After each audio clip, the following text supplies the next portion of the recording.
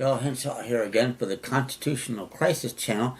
An interesting recent case you might want to know about and the possible ramifications of it. The case is called Wilson v. Lynch, L-Y-N-C-H. That's Loretta Lynch, the current United States Attorney General, and decided in the U.S. Court of Appeals for the Ninth Circuit, August 31st. I'll get you a case number for it later. It just came out. And it's a case where the petitioner had previously gotten a medical marijuana card, apparently in support of people who had those. She wasn't ostensibly, she claimed not to be using it herself, but she then goes into a local gun store out there in Nevada and wants to buy a gun, and the dealer says, you got a medical marijuana card, and federal law says that you can't buy a gun.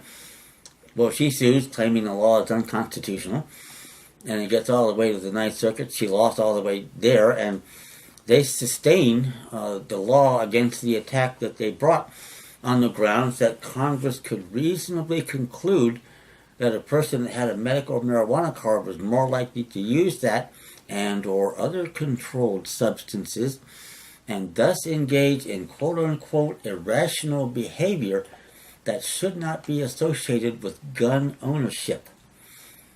That's bad enough for openers. And it makes an assumption, and they didn't say this as far as I know in the opinion, which I have not read in its entirety yet. I'll get back to you about that. But I assume, without knowing, that this was based on the Commerce Clause powers of Congress, the enactment of this particular statute. And I've got a real problem with that because I don't see how the purchase of a gun, and I say gun here, not necessarily a firearm, which is a distinctly different definition, can have anything to do with interstate commerce. And for a case you want to look at about that, called United States v. Lopez, 514 U.S. 549, check that out. That's the only time in 60 years, and now 80 years, the court has moved to curtail the Commerce Clause powers of Congress after they exponentially expanded it in the 1930s with NLRB versus Jones and Laughlin Steel, 371 U.S. 1. So that said, that's bad enough. But if you take this case, you can read it another way, and that is that a medical person holds a medical marijuana card, even though valid under state law. You know, it may be reasonable for Congress to suppose that a person like that will use marijuana and other controlled substances and engage in irrational behavior that should not be associated with childbirth. Now, what does that tell you about childbirth?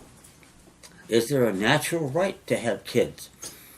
One would think that there is, but then again, Congress could also reasonably conclude that if you're in that condition and you use controlled substances, that you might find yourself incarcerated and not be with your child and or have the child removed from your home as being an incompetent parent and eventually placed in a situation where they'll be on public welfare with government guns to the heads of taxpayers to support children like this. So therefore, it's a reasonable regulation, and I think the courts, including the Supreme Court, would be bound by precedent to sustain such a statute against the claims made by Wilson in this recent case. We have to ask much better questions, and you'll get much more of that in videos to come.